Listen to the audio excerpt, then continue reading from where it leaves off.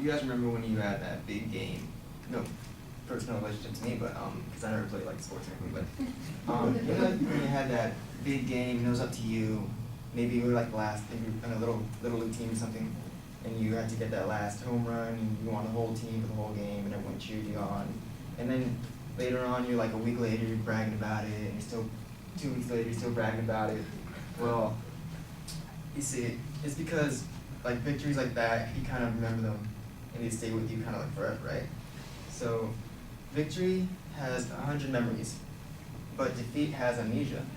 This quote by W.I.E. Gates is basically telling me that whenever you do something and you achieve greatness, of course you can remember it. But when you kind of like get kicked around, you kind of get defeated like, a couple times, it's gonna happen. So when that happens, you choose to forget it. So with this quote, I kind of agree with it, and I disagree with it, because there's always something when you get defeated, there's always something in the back of your mind that kind of has you like, okay, what can I do to improve myself? What can I do to get better? So, what this quote and basically tells me is that whenever you achieve victory, of course you're gonna remember it. When you have defeat, of course you choose to forget it. I disagree with it, because whenever you with that last part, because when you do like get kicked around and you got like maybe you do that one, maybe you're at work one day and he told around, you just felt really down because maybe somebody, you're at a retail job and the customer didn't appreciate the way you were looking, you were just having a bad day. So you kind of take away from that is you kind of get a more growing experience, because you do learn from your mistakes. And I feel that last part of the quote is like, you can choose to forget it. Yeah, like of course you can, because sometimes you wanna just choose to forget the bad days, and sometimes you just you can't help but like, oh, I had a really bad day and I just want to I want to go home, I want to go to sleep, and take a nap or something and get over it. So what we can choose to do basically is to think about maybe the day you had, look at the maybe the mistakes you made. Maybe you can admit to yourself that maybe if you're a big enough person to yourself, you can admit to yourself, yeah, you know what, I made a few mistakes. So what you can do is like always improve, and instead of trying to forget them, try to remember them, and just try to like, I would say, improve from every like mistake you make, no matter how like little or small or big it is. And you can always like look back at your defeats and just gain a more better perspective from them, because yeah, they do happen, and you can't stop them happening, but they're always gonna happen. And you can always try to improve and see, hey, when that next day happens, when it's like I'm defeated and I want to choose to forget, maybe I can look back to and be like, okay, maybe that's what I did wrong. Maybe I can do that better. So, of course, whenever you're gonna win something, if you have a victory, of course you're gonna it's gonna stick with you.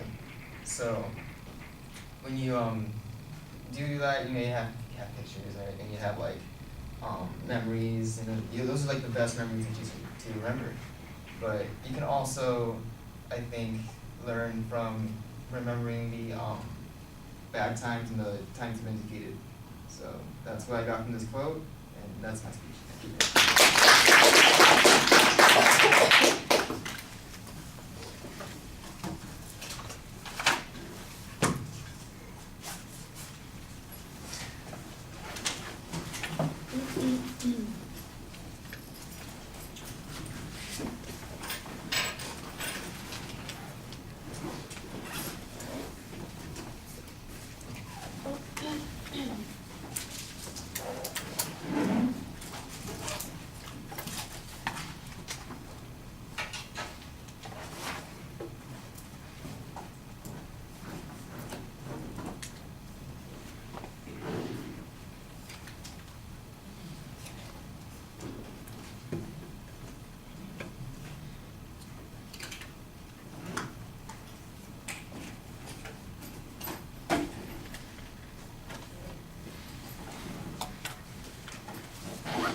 Well, I like the visualization at the beginning, and the identification of the topic was set up pretty well. Your point is clearly stated, although you're kind of waffling on having a point of view at the beginning of the speech. There's not really a setup of what the structure is going to be.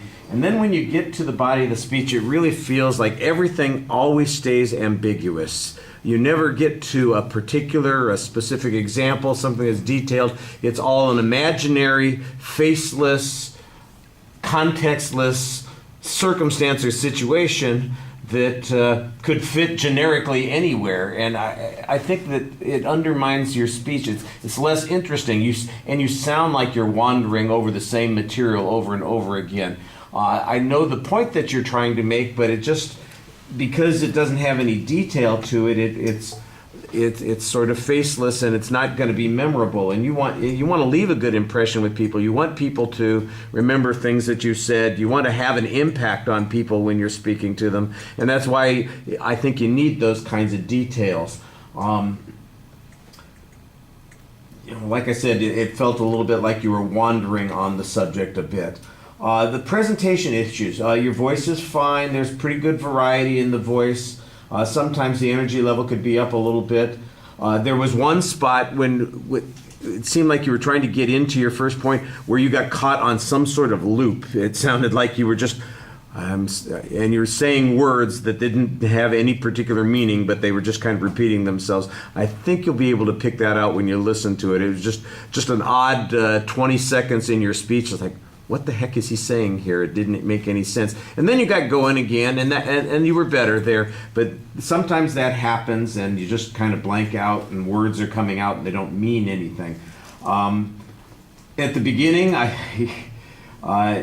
you had the Superman pose at the beginning, the hands on the hips sort of thing, and then you settled into the speech a little bit. I think sometimes you put the hands in the pocket. You're a little less certain about what it is you're going to do with your hands. I think you want to be a little bit more deliberate about those things. That's anxiety stuff coming out. Your facial expressions are animated. You should know a lot about defeat. Why? Because you keep looking at defeat. Oh, I'm sorry. Yeah, doesn't that mean you have a tendency to look down when you're thinking? It's like and your eyes go quite down regularly, and it's kind of obvious and noticeable when you're doing that. So you want to break yourself of that habit. We got the Porky Pig exit on your speech. You want to be careful about that. That's all, folks. That sort of thing. And here I am doing the same thing. We're out of time. So that's all, folks. Thank you.